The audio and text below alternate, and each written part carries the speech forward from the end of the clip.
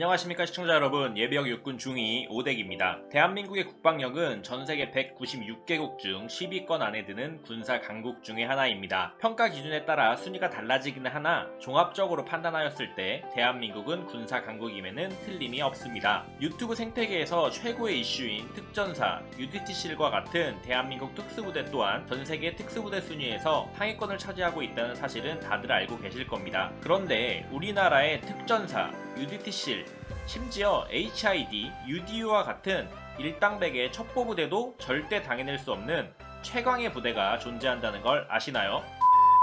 이 부대는 항상 우리 곁에 있지만 그 정체를 단숨에 알기가 어려우며 1년에 한 번씩 그 정체를 드러내곤 합니다. 형시 주특기로는 도피 및 탈출, 은원패가 있고 외형은 풀어헤친 상의, 끈 풀린 전투화, 사이즈가 맞지 않아 허리에 반쯤 걸친 하의, 모자는 머리 위에 얹어놓듯이 써주는 것이 국룰이며 누가 가르쳐준 것도 아닌데 90% 이상이 이와 같이 통일된 복장을 하는 것을 보면 이 부대의 규정임에 틀림이 없습니다. 지시를 받으면 바로 들이받을 듯한 불만 가득한 표정을 유지하는 명실공히 대한민국 역사상 최강의 부대, 살아있는 전설 예비군입니다.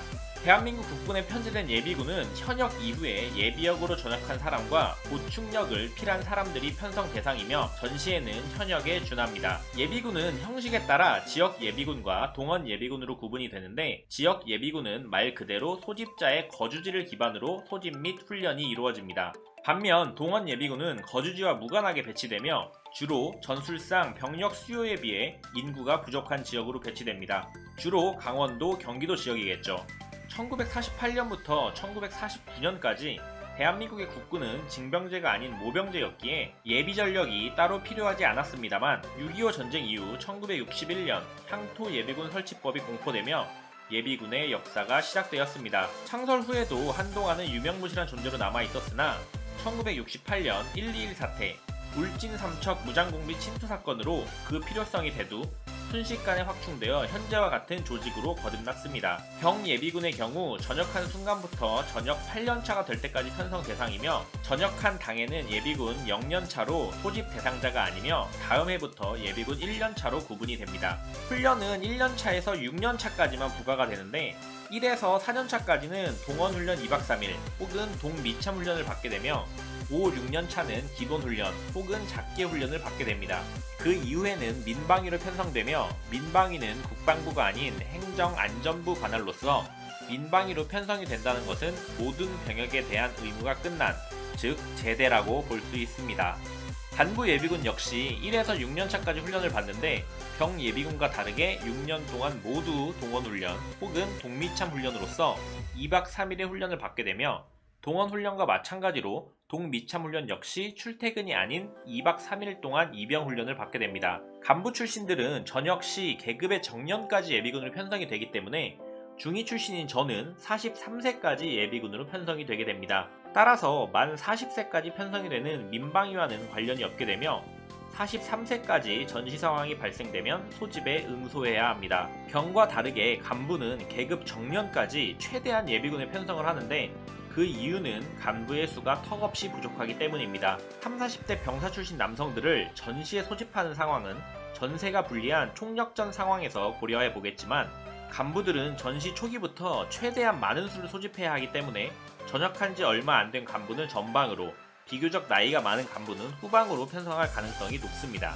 다만 현역으로 20년 이상 복무한 경우 지원에 의하여 예비군으로 전역이 아닌 퇴역을 할 수가 있습니다. 여성의 경우 병역의 의무가 없기 때문에 병사로서의 예비군은 당연히 없습니다. 다만 장교, 준사관, 부사관으로는 여성이 있기 때문에 이에 한하여 2012년 전까지는 본인의 의사와 상관없이 무조건 퇴역이었으나 관련법이 개정되어 2012년 이후로 본인의 지원에 의하여 예비역으로 편입이 됩니다. 대표적으로 유튜버 깡민님이 예비군으로 편성되어 있으시며 저도 예비군 동안 딱 한 분의 여성 예비군을 보았을 정도로 흔하지는 않은 케이스입니다. 예비군의 기본값으로 부대 위병소를 통과하는 순간 학교 앞에서 팔던 병아리 수준의 체력을 갖게 되며 활력이란 찾아볼 수 없게 됩니다. 모든 지시에 굉장히 느리게 반응하며 항상 불만 가득한 표정을 유지하죠. 그러나 지휘관이 PX를 가게 해준다거나 조기 퇴소를 거론 혹은 현역병이 특정 주제를 놓고 예비군을 도발하는 상황이 발생하면 눈을 의심하게 되는 활약을 선보입니다.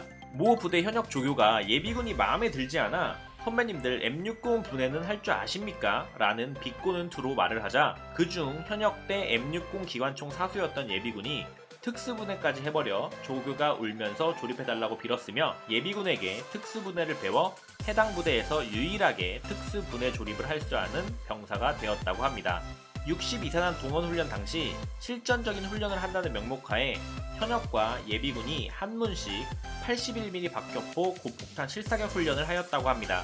사단장까지 시차를 나온 상황에 하나포가 초탄을 명중시켰는데 아시는 분들은 아시겠지만 초탄이 명중하는 게 절대 쉬운 게 아닙니다. 다음 둘포는 표적 근처에도 가지 못하였으며 총 5발 중 하나포는 4발 명중, 둘포는 하나도 명중시키지 못하였다고 합니다.